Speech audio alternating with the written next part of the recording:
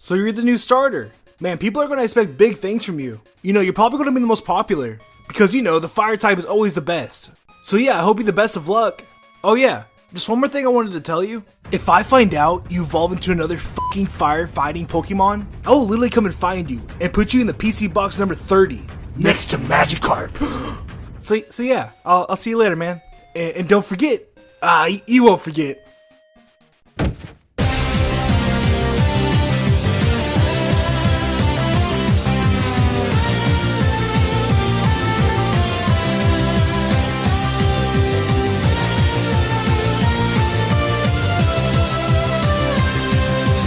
What is going on, guys? This is Dobbs here, bringing you another Pokemon video. And in this video, I'm going to show you the top 10 strongest starter Pokemon of all time. But there's a twist. This video will not only include the mainstream game starter Pokemon, but rather it will include all the starter Pokemon that we've seen throughout the anime, manga, and even other Pokemon games. And just a disclaimer, this is completely my opinion. Also, Pokemon such as Blaziken and Greninja won't be included in this list because the hidden abilities that make them so competitively powerful aren't obtainable as a starter Pokemon, only through an event. So yeah, I hope you guys enjoyed the video, and without further ado, let's get started. Starting off this list, we have Brox's Onix. Now, like we all know, Brox's Onix and later to be Steelix has always been one of his most powerful Pokemon. But you're probably asking yourself, why does his Onix deserve a spot on this list? Well, let's start from the beginning. Like all Pokemon trainers, Brock received his Onix from his father, Flint, when he turned 10 years old. It is said in the anime that Brock was a medic for the Pewter City Pokemon Center for a few years. So that would mean that he took over the gym when he was just around 13 years old. Now let's put that in perspective. There are only 8 Pokemon gyms in the entire Kanto region, and only those who are powerful enough to determine if a trainer is worthy to face the Elite Four or not can lead them. So that would mean that Brox's Onix was powerful enough to help him become a Pokemon gym leader. Now I know what you're thinking.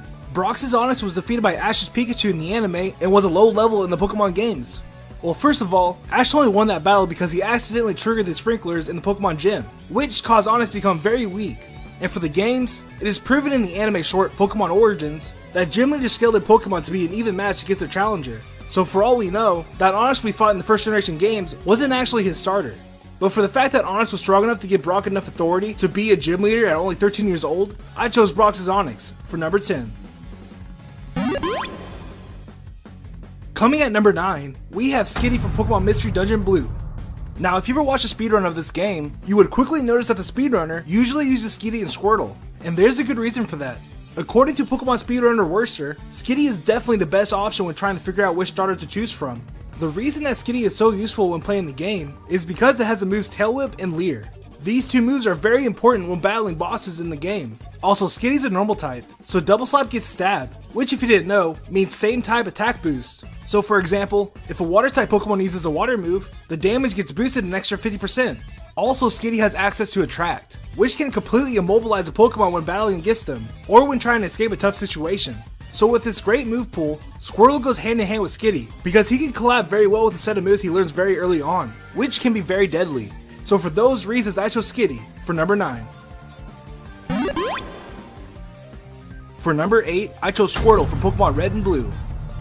That's right, Squirtle is actually the better starter from the original Pokemon games. Now I know what you're thinking, how in the heck is Squirtle better than Charmander? Because obviously Charmander is the better starter Pokemon from the original games. Well, although Charmander is the most popular Pokemon from the trio, he isn't the most convenient when playing the Pokemon Red and Blue games. And here's why. A program called Wolframe Alpha, which is an extremely smart calculator, recently obtained all the data for all the current Pokemon. A scientist named Kyle Hill decided to test the database and place the 3 starters against all the gym leaders' Pokemon. After a lot of math and equations, it was determined that Squirtle is scientifically the best choice when playing through the game, because Squirtle always came on top when it came to type and move advantage when facing the trainer's Pokemon. Pretty crazy, right? So for the fact that Squirtle has been scientifically proven that he is the best starter Pokemon for the original games, I chose Squirtle for number 8.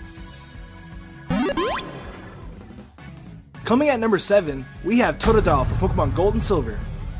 Now, out of all the starter Pokemon from the mainstream games, Totodile is among the few that can completely sweep every single Pokemon they come across. He's so strong, in fact, his early game is without a doubt the best out of all the starter Pokemon. He can easily go against higher leveled Pokemon without even breaking a sweat. Now you're probably asking yourself, what makes Totodile so powerful? Well, the move Rage is definitely a key factor on what makes Totodile insanely good. What this move does exactly is that it builds attack bonuses every time a Pokemon uses it consecutively. So basically, the more enraged the Pokemon is, the more damage the Pokemon will deal. With this move, it makes it easy going to get strong gym leaders in the early game. Yes, even Whitney with that overpowered Miltank. Another key factor that makes Totodile very useful is his move pool.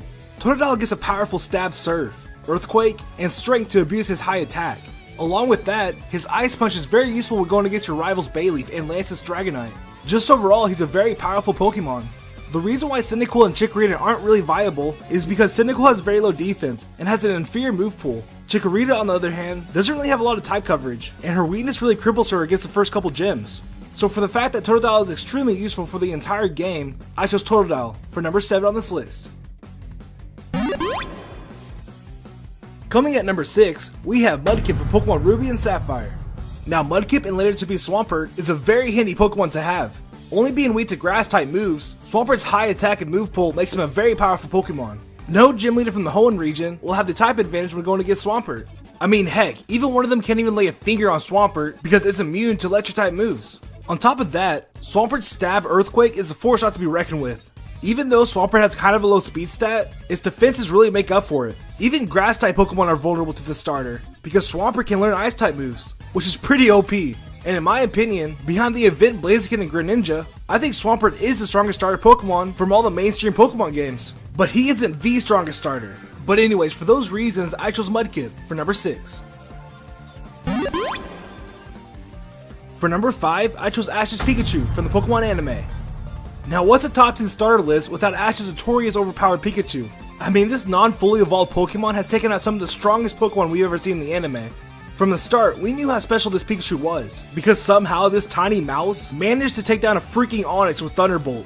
Which is kind of ridiculous because Onix is supposed to be immune to electric type moves. But whatever, anime logic. But anyways, not only that, in the early stages of the anime when Pikachu was still relatively a low level Pokemon, he was able to defeat a Dragonite in the Orange Archipelago League.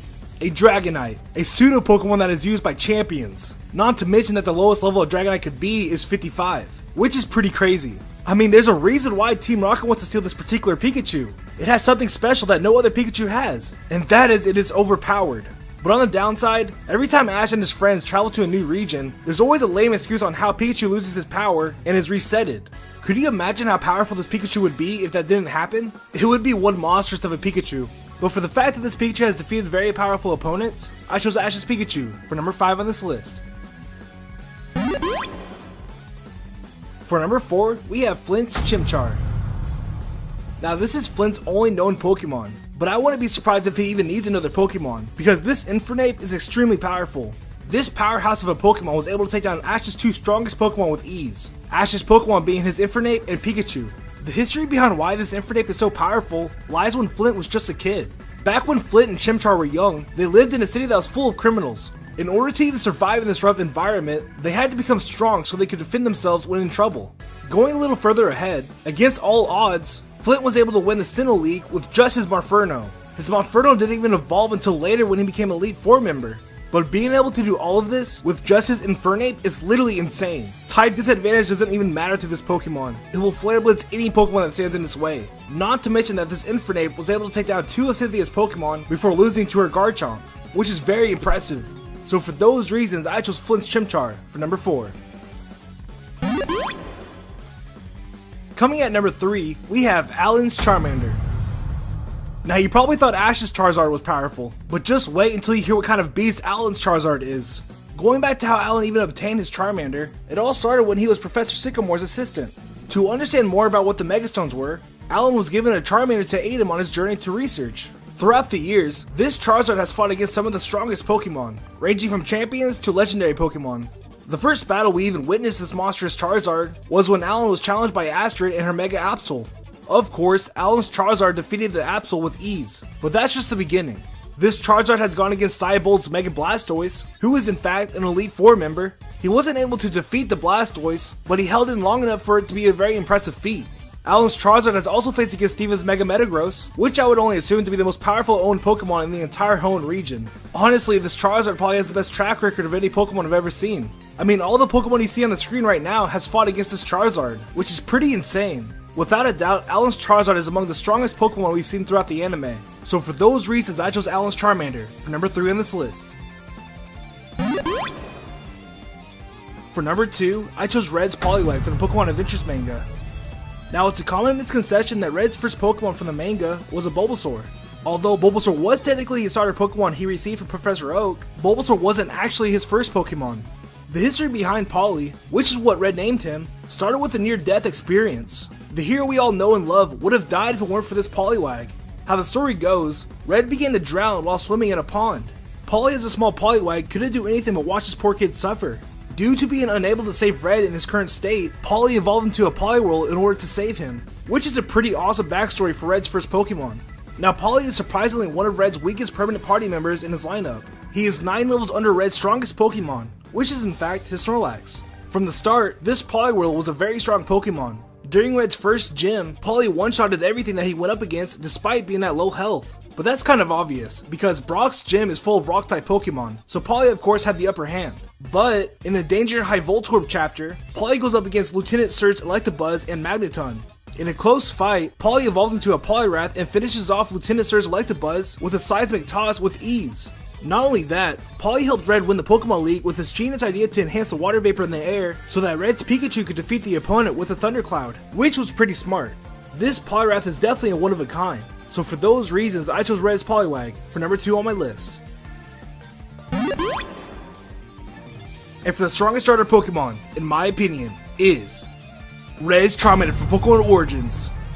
Now this was a very tough decision between the top 3 because they're all very strong Pokemon. But what made me choose Red's Charizard for Pokemon Origins as the strongest starter of all time was the fact that it is not only the first Pokemon to ever Mega Evolve, but it helped Red defeat and catch Mewtwo. And that is a huge accomplishment.